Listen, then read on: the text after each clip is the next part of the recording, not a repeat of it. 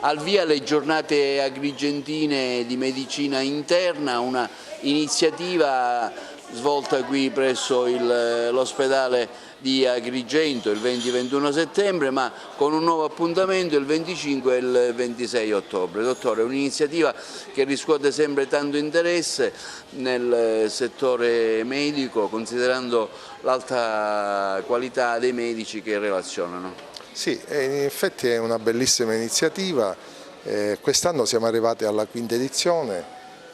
Abbiamo un po' modificato il programma rispetto alle altre edizioni, in quanto è iniziato ieri il convegno, si è parlato ieri di diabetologia, tutti i nuovi ritrovati, i nuovi orientamenti, sia per quanto riguarda le terapie iniettive, l'insulina, ma anche i GLP-1, sia anche per i nuovi trattamenti con antidiabetici orali. Oggi si parla di ipertensione. Un argomento sempre valido, un argomento che riscuote sempre grande successo, in particolare si parlerà dei nuovi orientamenti, delle nuove linee guida per quanto riguarda la Società Europea di Ipertensione e della Società Americana di Ipertensione, le differenze quantitative e qualitative delle due società, e poi ci sarà un intervento dedicato alla ipertensione nel paziente oncologico, che è una grande novità. Gli oratori sono di grande prestigio, abbiamo il centro di Palermo che è il riferimento per l'ipertensione, poi il 25 e il 26 di ottobre sarebbe venerdì e sabato mattina. Il venerdì si parlerà delle patologie cardiometaboliche, dove avremo anche degli oratori di alto livello. Il sabato si parlerà di patologie geriatriche ma anche respiratorie. Ogni anno noi cerchiamo di portare avanti dei temi dove il medico giornalmente si confronta. Oggi partecipa a questa iniziativa, a queste giornate agrigentine di medicina interna. Il focus viene fatto in particolare sulla ipertensione. Ecco, ci aggiorni sulle novità relative appunto a questa grandissima, gravissima malattia.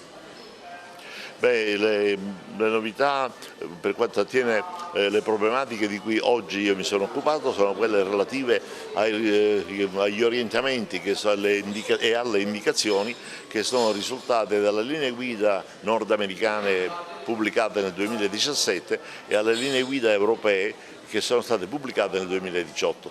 Vi sono delle differenze problematiche sia per quanto attiene la classificazione di ipertensione, sia per quanto attiene le modalità e i tempi di intervento, sia per quanto attiene la valutazione del rischio d'organo. La presenza di due classificazioni differenti certamente pone i medici in particolare, ma anche i pazienti, di fronte ad alcune difficoltà di scelta ed ha generato una certa confusione anche fra gli operatori sanitari. Con la mia lettura di oggi ho cercato di chiarire quali siano i punti di differenza fra le linee guida americane e quelle europee, quali siano le controversie, quali siano gli obiettivi invece comuni, quali siano i programmi comuni da conseguire e quello che convenga sulla base della documentazione che poi è venuta fuori dopo la pubblicazione delle linee guida nordamericane, quali siano, dicevo, gli obiettivi da conseguire per un trattamento ottimale dei nostri pazienti, soprattutto quando il paziente iperteso ha anche il diabete mellito o ha anche la malattia cardiaca, una malattia cardiaco-coronarica o di insufficienza di cuore, o ha anche una malattia renale con un'insufficienza renale che abbia un certo significato, una certa entità di compromissione della funzione renale. Sì, il nostro territorio, diciamo che l'ipertensione è una patologia in pratica chiamata anche killer silente, che non è ben curata in quanto molte persone sono convinte che l'ipertensione non dia dei grossi problemi alla propria salute. Quindi dovremmo cercare di diffondere questa notizia, in pratica grazie naturalmente ai nostri colleghi del territorio e ai medici generici, in modo tale da influenzare le persone ad essere più attente in pratica e più preposte a curare questo problema. Noi abbiamo aperto proprio per questo nella nostra unità operativa un ambulatorio dedicato all'ipertensione È un ambulatorio dedicato anche alla sindrome ICSI, quindi in pratica alla sindrome polimetabolica, che comprende anche l'ipertensione. Quindi sarebbe opportuno in pratica diffondere questa notizia in modo tale da avere in pratica la possibilità e dare la possibilità alla persona di afferire in pratica nel nostro ambulatorio per avere in pratica più nozioni e riuscire a curare dei problemi che finora sono stati possibilmente irrisolti. Quindi cosa deve fare un paziente che vuole venire nel reparto per essere sottoposto a controlli accurati? Allora, noi intanto voglio dire, abbiamo numerose attrezzature, fra cui in pratica anche dei pressurometri che ci permettono in pratica di controllare la pressione nelle 24 ore, valutare l'efficacia della terapia ed eventualmente in pratica la modifica della terapia durante l'arco della giornata. Questo naturalmente è già un primo passo avanti. Per afferire nel nostro ambulatorio basta soltanto in pratica avere un colloquio col medico di base. Tramite una ricetta, una semplice ricetta in pratica fornita dal medico di base, possono afferire al nostro ambulatorio e da lì poi saremo noi in pratica a gestire il problema in pratica anche con le visite future.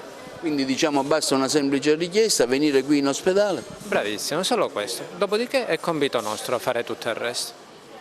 Quindi voi poi individuerete il tipo di percorso medico che il paziente deve attuare, no? Diciamo che prendiamo in carico il paziente e poi da allora saremo noi a gestire in pratica questo e tutti gli altri problemi che vengono fuori.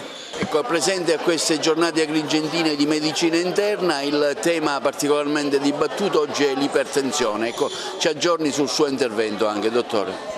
Sì, si è parlato sia delle linee guida sull'ipertensione arteriosa, sia delle linee guida americane che delle linee guida europee, sottolineando le analogie ma anche le differenze importanti che esistono tra queste due linee guida nel campo dell'ipertensione arteriosa. E poi si è affrontato un problema relativamente nuovo, che è relativo al trattamento e alla gestione del paziente oncologico con ipertensione arteriosa.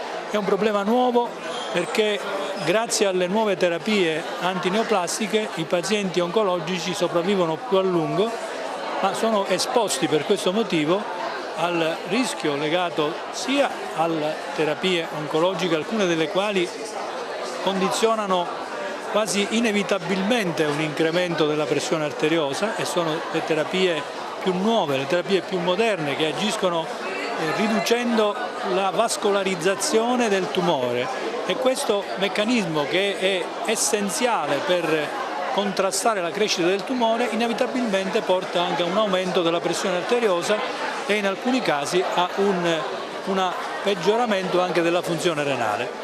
Abbiamo trattato le modalità che attualmente vengono ritenute migliori per contrastare questo aumento della pressione, che può condizionare anche la prognosi della malattia neoplastica.